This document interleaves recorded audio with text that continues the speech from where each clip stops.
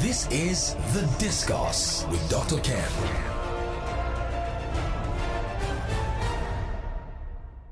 Yes, today on The Discourse with Dr. Ken, our topic would be the role of aviation in the Nigerian economy. I chose properly because once this topic was put forward, I didn't quite want to bring you somebody who flies the aircraft or somebody who runs the airport. I wanted somebody who understands the whole dynamic and the ecosystem of that industry, and I found a fantastic guest in PEKUN Sowole Esquire. PEKUN, how are you today? I'm very well, thank you. Fantastic. Thank you for inviting me. Thanks. Said the discourse topic today is the role of the aviation industry, the aviation in Nigerian economy. So, like I normally do, I'll introduce my guests. I'll just read a very short version of his profile.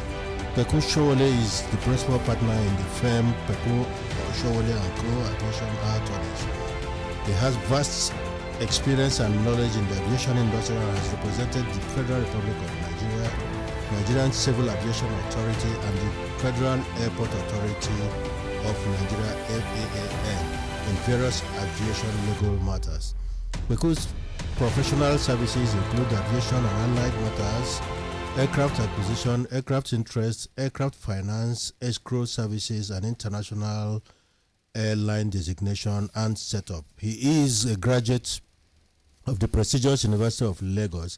PEKUN Sowole is a member of several professional organizations, including International Bar Association, Nigerian Bar Association, and the Aviation Roundtable. He is married with children and has passion for traveling, reading, and community service. I didn't hear football there, PEKUN. What's your relationship with soccer? I'm not an ardent football fan, but if there's a match going on, I can say that I watch with my friends. You take a glimpse. Yes, I watch. So welcome again, PEKUN. How are you today? Thank you. I'm very well. I'm very well. Thanks. Let's go into it because we've lost a bit of time. Yes. Now, PEKUN, as an expert in aviation law and policy, can you paint a picture for our listeners of current state of Nigeria's aviation industry? That's a big one. I think it's not the best. It's not the best. I mean, if we were to put it in terms of numbers, say percentages, 1 to 100, I'll say maybe we're 45%. But it can get better. There are lots of things that needs to be done, which the government is not focused at doing. Hence, we're where we are. Why I say that? Because we're talking about our economy. You know, aviation contributes, and I just give you an example. Aviation contributes 3.2%, which is like $25 billion of Netherlands GDP, and accounts for over 300,000 employees. I mean, it provides that level of employment in Netherlands. For Nigeria, aviation contributes less than 0.12%. How can the federal government make this industry grow? Well, federal government needs to have a total rethink about the industry. One, I think in terms of funding, the airlines often complain. We all know the situation with the foreign exchange right now. We need, the federal government needs to assist the airlines to put a pool together, a funding portfolio for them, so that they can tap into it, whether under the CBN, and they can draw from that to purchase equipment in terms of aircraft, the ground equipment that they need, and all that to keep them afloat, because it's tough to operate in this industry. Now, also a major policy shift needs to be instead of the multiple designation, and when I say multiple designation into Nigeria, this is what I mean. I mean, what happens in Nigeria is that the federal government allows all these foreign airlines to operate into multiple destinations. If you take Ethiopian Airlines, I think Ethiopian operates into about 6 destinations in Nigeria. It is Lagos, Abuja, Kano, Enugu, and a few others, Port Harcourt, and then you have BA going to Lagos, Abuja, Virgin, Lagos, I think, no, they don't operate from Abuja. And so Turkish Airlines. What really government needs to do is to take a decision and say that every airline must operate into one point So and that point to be Lagos. Yes, if it's does Lagos does or Lagos Abuja, have the capacity? No, Lagos or Abuja. Or, Okay. I mean, you could say, okay, you go into Port Harcourt. So what you therefore do when you do that is that you allow the local airlines to feed those international airlines wherever they're going to. When you do that, that's when your economy begins to develop. It energizes the yes, that's what happens. Yes, Okay. And then you need to encourage more flag carriers to operate out of Nigeria into all these other destinations.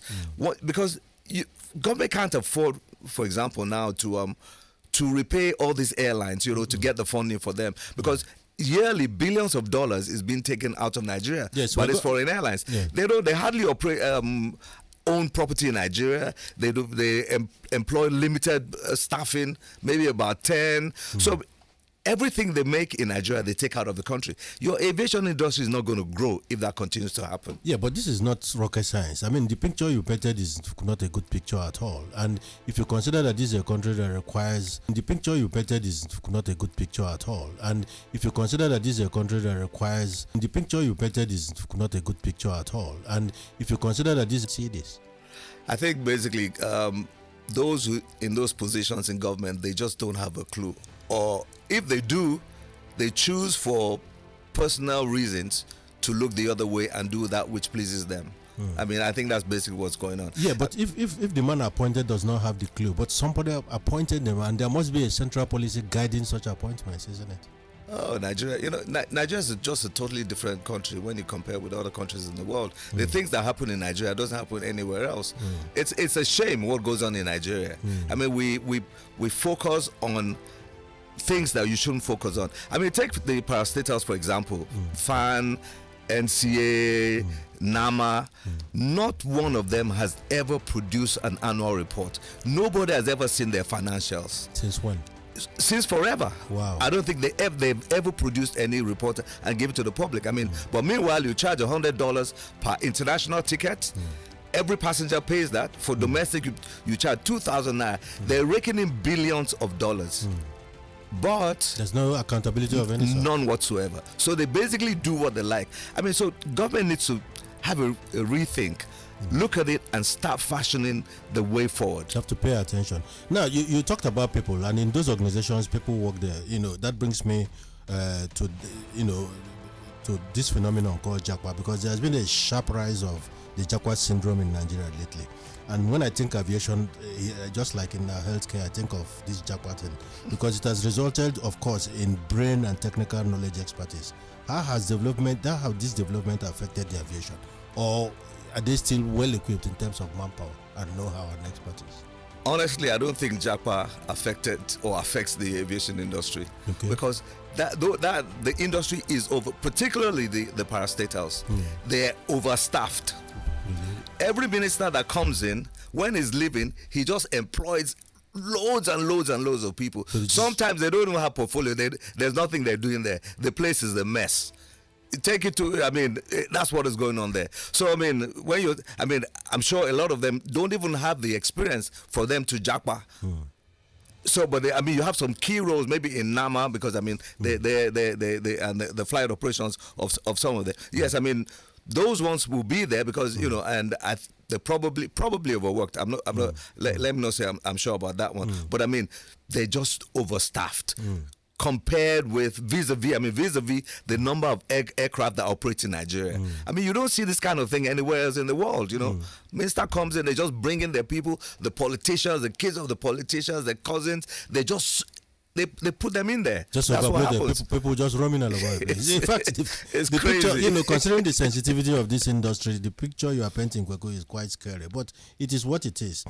Now, I ask, how have we created an environment that can stem, we've talked about JACWA, because I was thinking that part of the, predicament you find there is because a lot of skills hands have left. But you are saying, if anything, is the other way around, that the place is quite overbloated and people there is no efficiency of any sort. You talk about ratio per work, is not something you can write home about. So, but this it's an industry that should provide job opportunities. So it's not like job opportunities for these ministers or people in charge. It's just, a gram they just throw dozens of people in for the sake of it. Is that what you're saying? Yeah, but basically that's what it is. What government should do, let them appoint one of the big fours or big three audit companies to conduct an audit of each of these parastatals. They will be shocked as to what they'll find out. Let them do that audit, but the personnel audit. What would be the intention of the audit? Why would to determine whether they're overbloated, whether the employees they have the skill set to which they require for the jobs they've been employed for. They will be shocked as to the result. So maybe people in government don't want to be shocked. That's why they're not doing it. they're happy the way they are. I tend to agree with you. Now, Kweku, given your experience in aircraft acquisition, let me go now to the technical side. Yeah. How does Nigeria's reliance on foreign-made aircraft and its parts, aircraft parts, impact on our economy?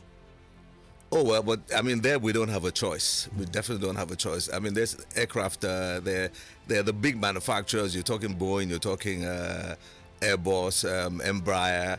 I mean, most of the aircraft operating in Nigeria, they come from those three. There's also the ATRs. A few of the ATRs are operating here. We don't have a choice because we don't manufacture. Even in Africa, I think maybe in not Morocco, Algeria, and maybe in Ethiopia, I think they're putting some factories together now to assemble. But they will be just one of the big four. So that you don't have a choice. But in terms of maintenance, I mean, I think there's a window of opportunity there. I mean, if we can get our act together, there are few, because when you're talking employment, aircraft maintenance, I mean, if you create an aircraft maintenance hub in Nigeria where aircraft operating all over, say, West Africa, East Africa, North Africa can come to Nigeria for maintenance. You generate a lot of employment for Nigerians. Then you're talking a lot of FX coming in as well. And how do you do that? Federal government keeps saying, oh, they want to create or put maintenance facilities in place. I don't think that's the way to go. There are a few facilities on ground at the moment. There's the one in Uyo, owned by the Akwa Ibom state government. There's Aero in Lagos. There's a couple of others. What you therefore need to do is to support those facilities, support them and expand and help them to go into joint ventures with the aircraft manufacturers so that we can compete with the likes of Ethiopian aircraft maintenance facility, so that one, we retain the foreign exchange in Nigeria. The Nigerian airlines don't take the aircraft out of Nigeria for maintenance, and then we can draw the aircraft operating in all these other countries to come into Nigeria for maintenance. Overnight, you see that the forex coming into Nigeria from that sector alone will just shoot up into billions. Yes, what you are saying makes sense, and even though I'm not an expert in this industry, but even for any industry for that matter, what you've just articulated makes sense. But are you saying people who are in charge don't see this, and if they don't, what's going on? Everybody wants to. I think every minister that comes in this sector, he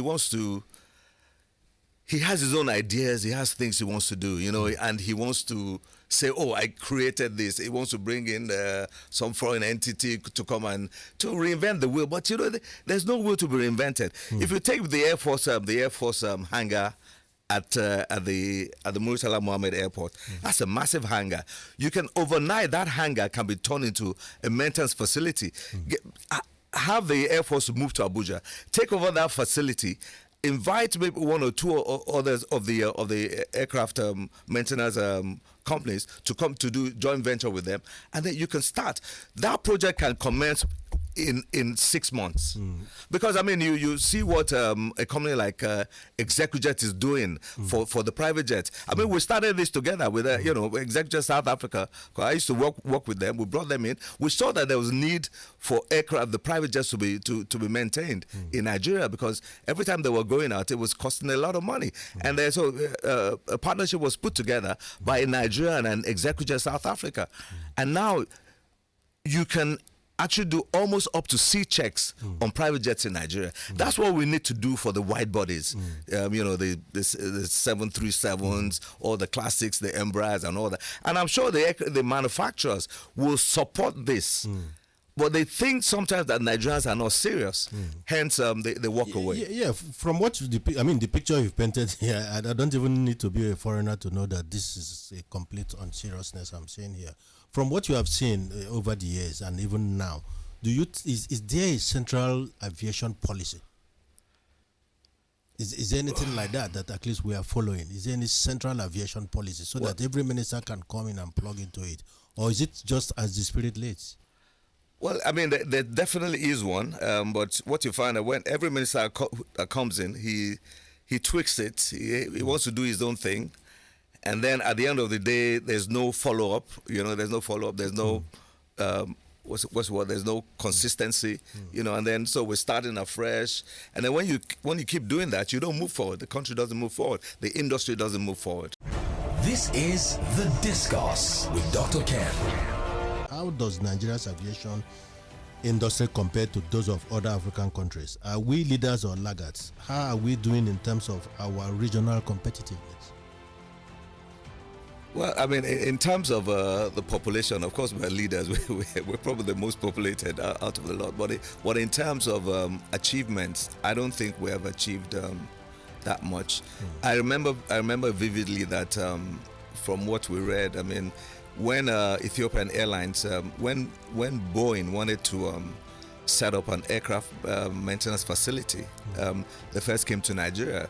But because of, you know, the usual Nigerian attitude and, you know, all those things that go on in Nigeria, they pulled out and went to Ethiopia. And Ethiopia has become the number one in Africa in terms of aircraft maintenance, crewing, training for pilots and the like, you know. So I mean, so is it in West Africa? We can't even say you want to compare Nigeria with the other West African countries. I mean, they're I mean, in terms of population, in terms of you are talking about market leadership, you know, potential for you know, marketing and, you know, for revenue. But yeah, I agree with that. But let's take Ethiopia and Rwanda Airline, for example. Both have put aviation at the center of their developmental strategy. Is it clear that Nigeria has not done the same? How focused are we as a people? No, I think we need to do a hell of a lot more to get to where Ethiopian Airline is. Rwandan Airlines.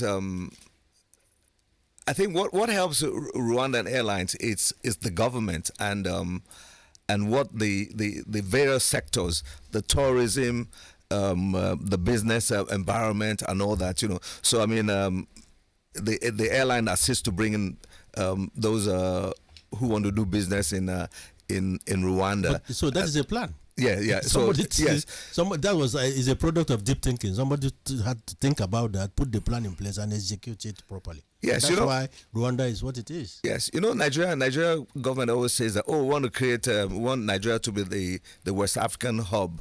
Frankly, I don't even know I don't think they know what the meaning of a hub is. Those in government. Yeah. So for the purpose of our listeners, you know, maybe. So what's a hub really? So a hub is where it's you have a macro and a micro. Okay. So COSM. So you basically what you want to do is take the whole of West Africa and you say that Nigeria is going to be that point where connection point. Yes, everybody comes in there and then they distribute. They go to all the other places. There, yes, but then to put that in place, to have a hub, you need a lot of facilities on ground. You have, for example, if you're going to say it's going to be Lagos Murtala Mohammed, you have to have have a hotel in situ.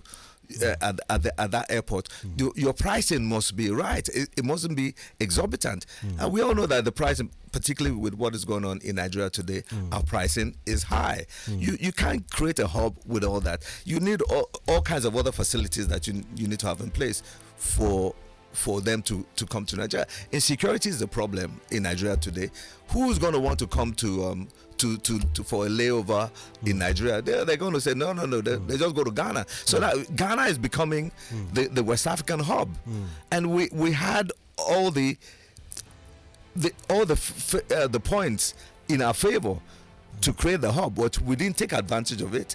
Ghana has taken advantage of it, and they're moving ahead, and they're doing much better than we're doing in that regard. Let's take Airpeace, our own carrier. Yes. Airpeace have difficulty obtaining rights to fly into some foreign airports, Heathrow, the US airports, and etc. Why is it so? And by the way, why did the Nigerian private operators fail in the past with the London London route? That's a very robust question. Yeah. So okay, let me take that Airpeace at London, London Heathrow. Okay. Yes. So London Heathrow is one of the busiest airports in the world you want to get into. In fact, to get the slots in London, there are no slots available in London Heathrow. It's not available. It's not available. Sometimes they auction. I mean, an airline maybe owns a slot. They auction. Some airlines have bought slots there for $20 million. Really? Yes. $20 million. $20 million. You can Google it. Heathrow. Yeah, in Heathrow Airport. So it's not because you see the bilateral air service agreement that which country to country sign doesn't provide in there that they must give you a slot right there. Okay. But then again, now what happened, because Nigeria Airways used to operate into London Heathrow, Nigeria Airways had their slots. Okay. ARIC used to operate into London Heathrow. I mean, they had the slots. Question is, were they using Nigeria Airways' slots? Remember also, Bellevue also operated into London. They started with Gatwick, and then they went into Heathrow. Now, what did they do with the slots? The Nigeria Airways slots. Now, I remember when South African Airways pulled out of they wanted to pull out of London Heathrow.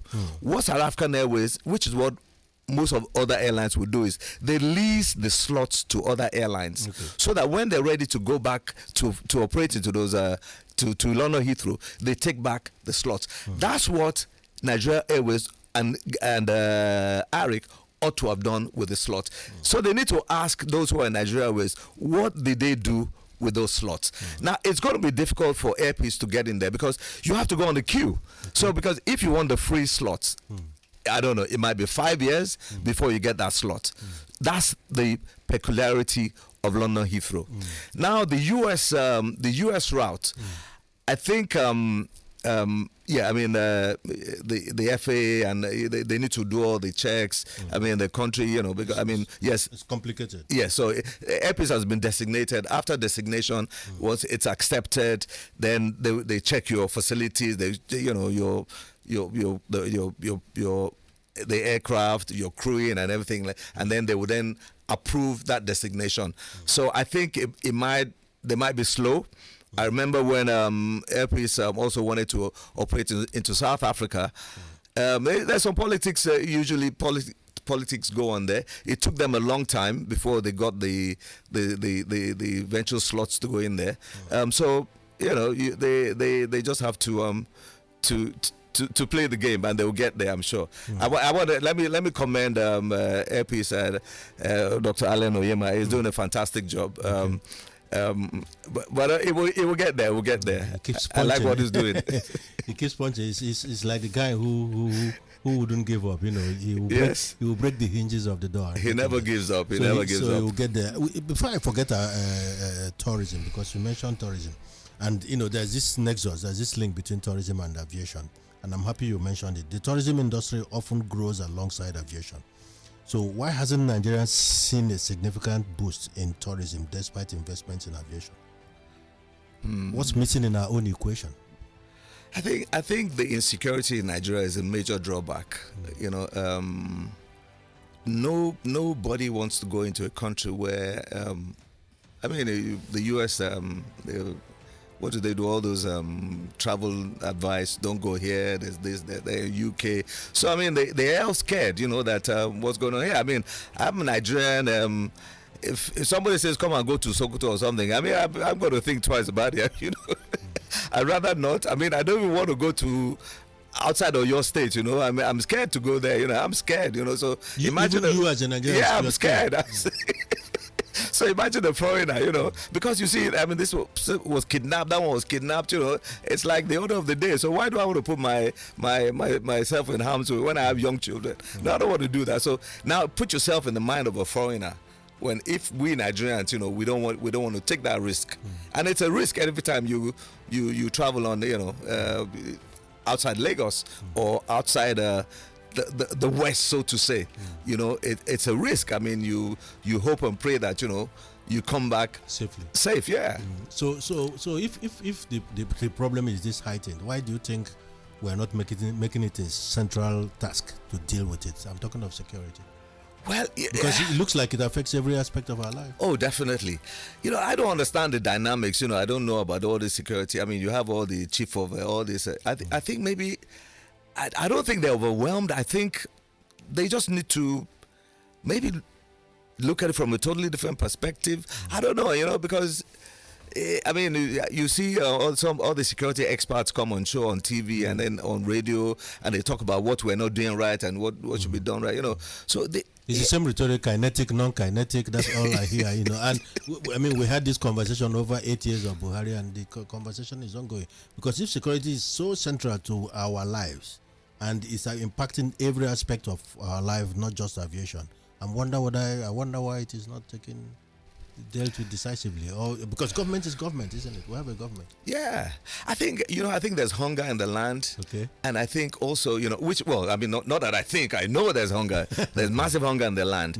And you see these kidnappers or whoever you call them, they've gotten to a point where they're comfortable that we can do it and we can get away with it. Now the question is, how can you ensure that they don't get away with it? I mean, that's where the intelligence, law and order, consequence. Yes, and then you say bandits. I hear. The other day, they had so many helicopters, or was it something that they were, that the Air Force or the military they said they got from the federal government. You're using all this high tech equipment to fight bandits.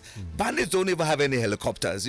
So if you have all this equipment and you're not able to take control and take charge, then something is wrong. Maybe you don't need all this sophisticated equipment and helicopters and all that. Maybe you need drones. Maybe you need to get some people to infiltrate.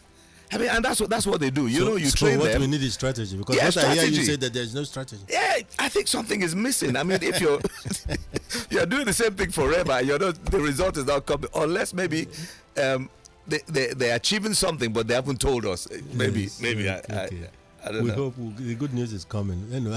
There are a couple of messages from Obinna Galaga, like I said, and a couple of others who are saying a good show, a lot of energy.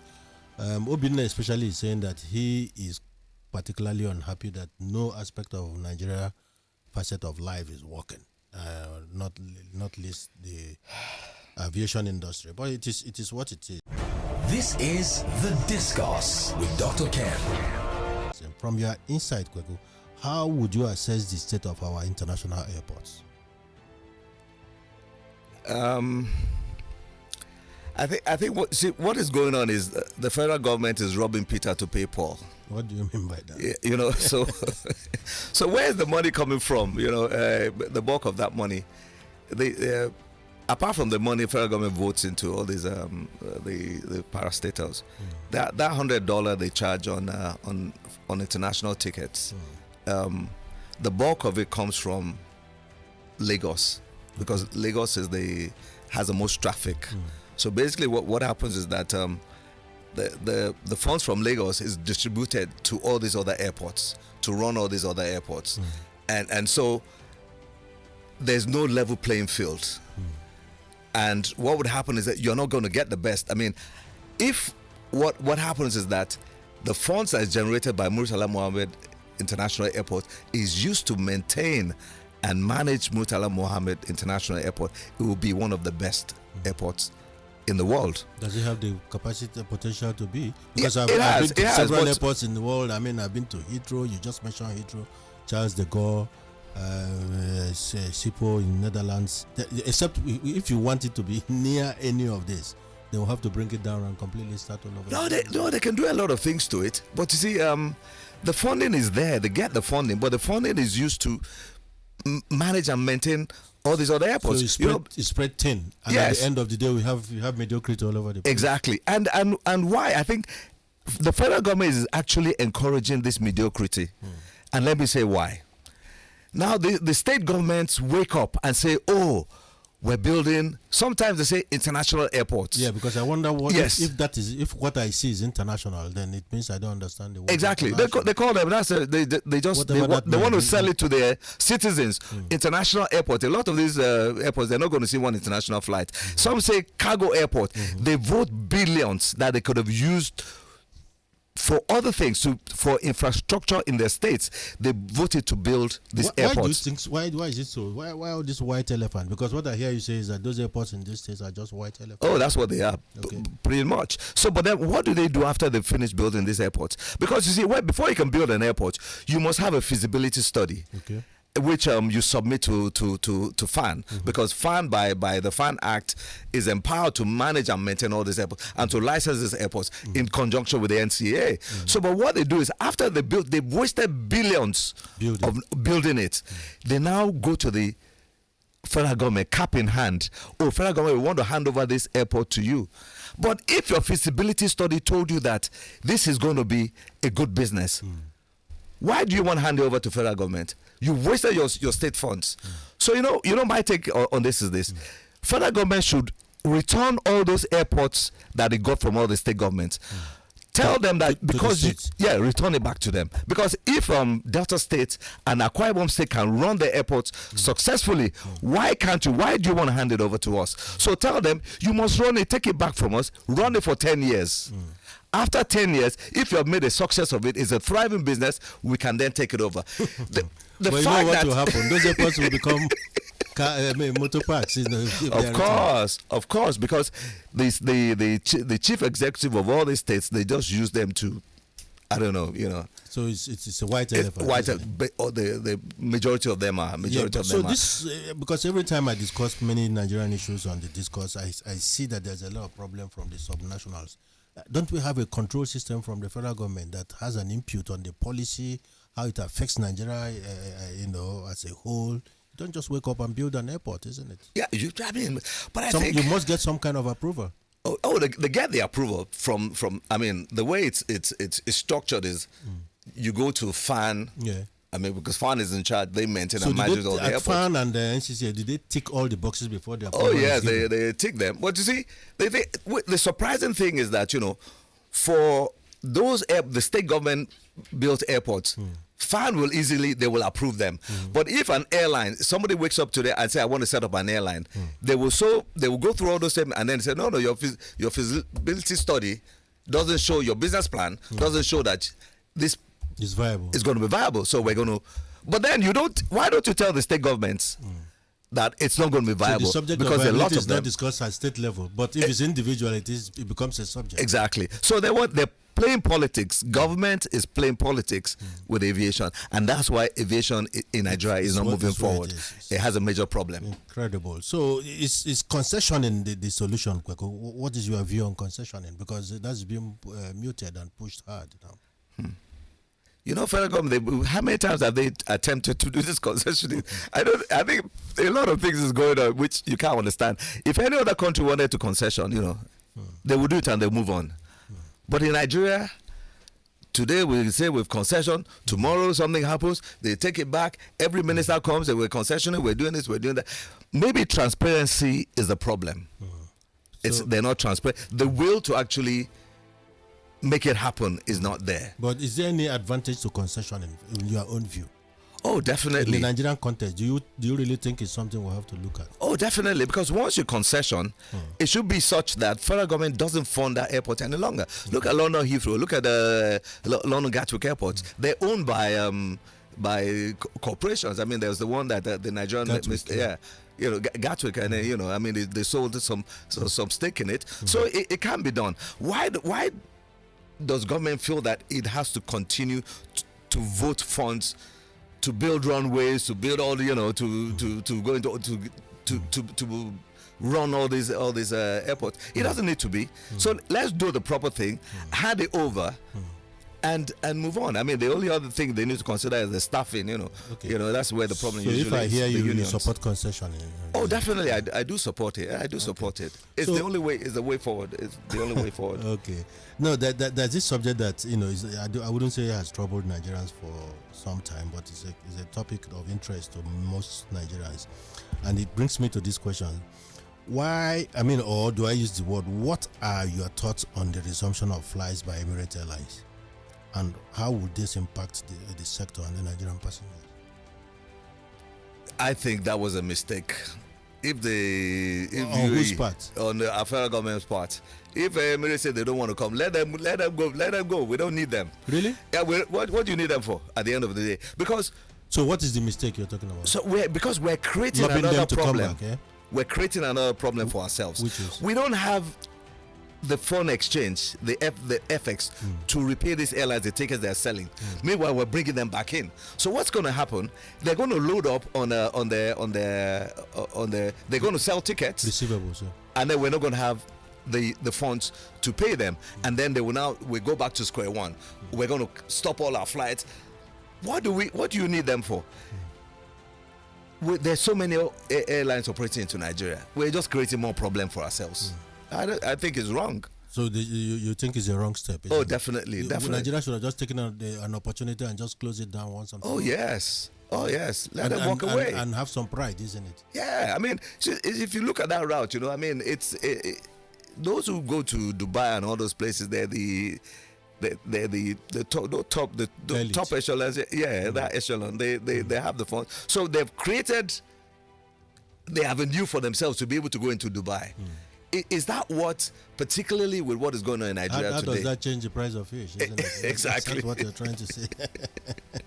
So, Kweku, what will be your advice on the federal government on the issue of repatriation of airline funds? Because you just mentioned it now.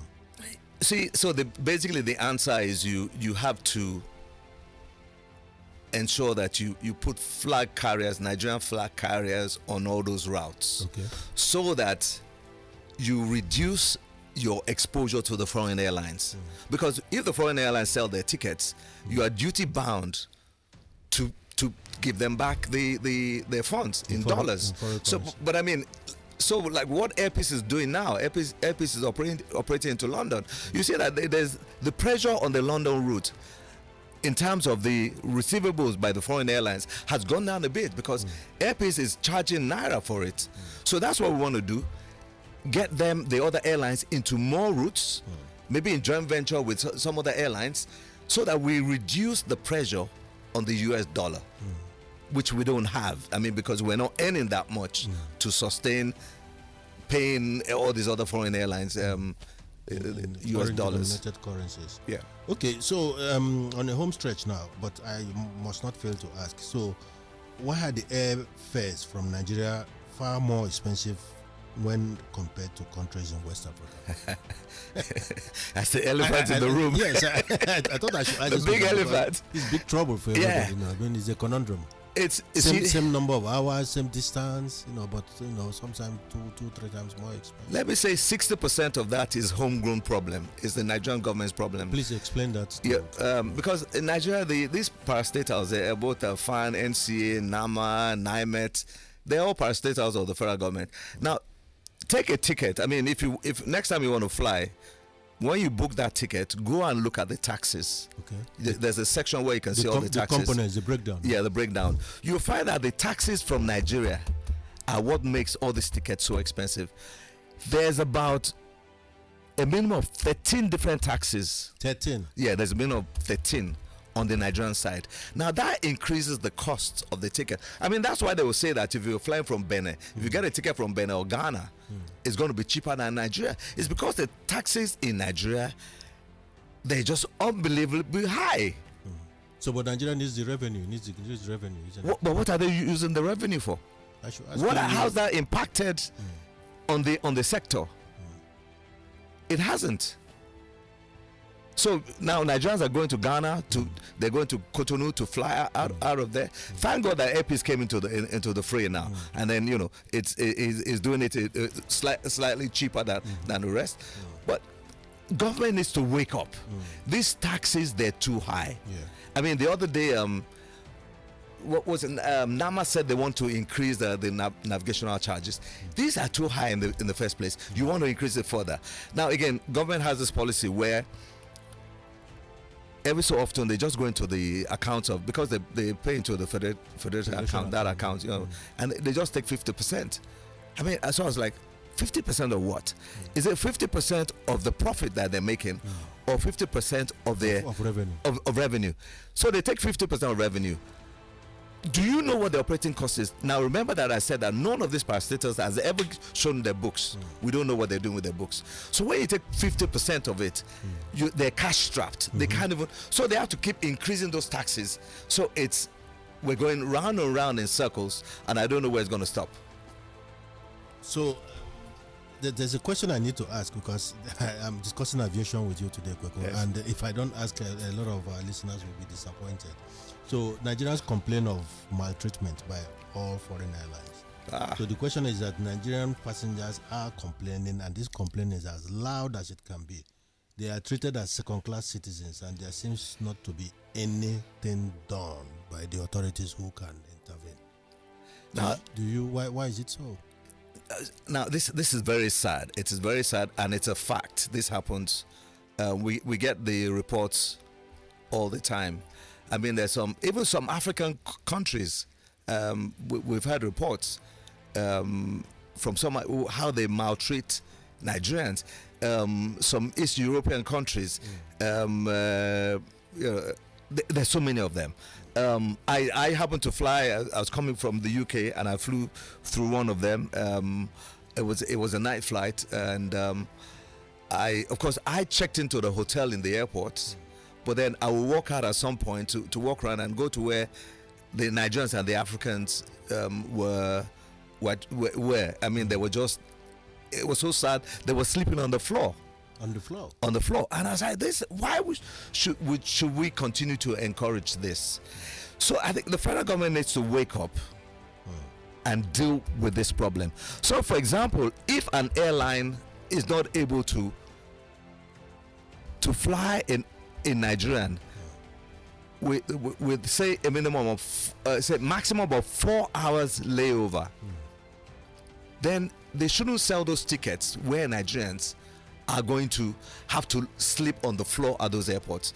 Before, I mean, one of them, for example, Turkey, for example. Let me use Turkey as an example, because in Turkey before, Nigerians you could if you're flying and you had a night layover, they'll put you in a hotel. Now, I think was it 2 years ago, they changed that overnight and said they picked some African countries and said that you are not entitled to that any longer. Used to pay. Nigeria was listed as one of them. Oh, yeah, Nigeria is listed as one of them. And so now your choice is you sleep on the floor at the airport. So they wake up in the morning, they can't even have a shower. A lot of things they're not able to do, and some of them don't even have the money. I mean, of course, there's by one of the lounges there's a shower facility, but it's so expensive that they can't even afford it. And these people, a shoestring budget, they're going home, So why do you have to put Nigerians through this? It is absolutely ridiculous. So who should be taking care of that? I mean, some authority in Nigeria should be sufficiently concerned. I think it's not. I think it's not just a Nigerian problem. I think what should happen is Nigeria, in conjunction with all those other African countries that have been placed on that visa ban, should come together. Maybe the Director Generals of the Civil Aviation Authority should come together and have a meeting and say that we need to put a stop to this. So with every airline that is doing this, we come to them and say that if you're unable to fly us, not direct now, maximum 3 hours layover. All those your flights that have the night stop in your countries, cancel them.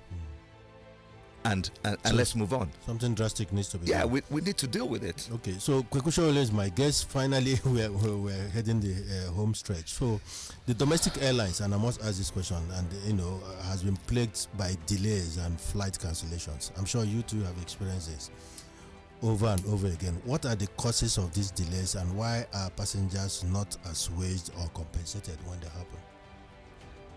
The causes are multifaceted. let's take the environment for example. I mean, there's we have some birds that fly around in Nigeria. That's why sometimes they say an aircraft takes off and it ingests birds. There's a bird strike. When that happens, that aircraft is grounded. If it's both engines, but usually it'll be one engine, but you're talking millions of dollars to fix that engine. So it's going to impact negatively on the schedule of that airline. Delays, and so some flights will be delayed, some will be cancelled. Sometimes some crew takes ill, they're not able to operate. I mean, the weather in the port they're operating to is bad, so the flight will be delayed. I mean, so there are all sorts of events going on that can go. Yeah, I mean, of course, the airlines will sometimes, maybe one or two of them, they overreach themselves, and they get into this mix. I remember a few days ago, one of the airlines suffered 4 incidences on 4 aircraft, 4 different aircraft in a day. So with 4 aircraft out of service, the standby aircraft with 4, there's no way they're going to be able to meet up with their schedule. So it's going to, and then. So what happens? All the passengers are going to be, there's delay, some will have to go back home, all sorts of things are going to happen. Now, so I mean, a lot of things go on, I pity the airlines that operate here in Nigeria, but then on the flip side, you said, why are the passengers not being compensated? The airlines, they all take out insurance, and the insurance covers the liabilities. Delays and cancellations are part of those liabilities. But I think the airlines need to, because if you want customer loyalty, you have to do things right. I mean, there's the NCA regulations on consumer rights of passengers, which details what passengers should be entitled to. In Nigeria, it's just on paper. And talking about loyalty, I mean that can only come to force where the forces of demand and supply plays its part. In Nigeria, the supply is short. The demand is high, so people just generally behave anyhow they want. It's a take it or leave it situation. Yeah, it's really plagued the industry. But of course, the NCA now, they've come up with a consumer portal where you can go in and they can monitor what is going on. We hope that will assuage the passengers, and then we get a better operating environment, because it can be sad. It can be. It is. What an experience it can be. So, Pekun, you give us your proverb for the week. I hope the producer would be able to give us song for the week too. What is your song for the week? Are you sure you can find it, producer? Meanwhile, while he's searching for that, do you have your proverb for the week? Oh yes, the proverb will be, a stitch in time saves 9. Nigerian government and the airlines need to wake up. A stitch in time will save 9. A stitch in time saves 9. Let us hope that we'll stitch that up as we go into next week. And that's it on The Discourse with Dr. Ken.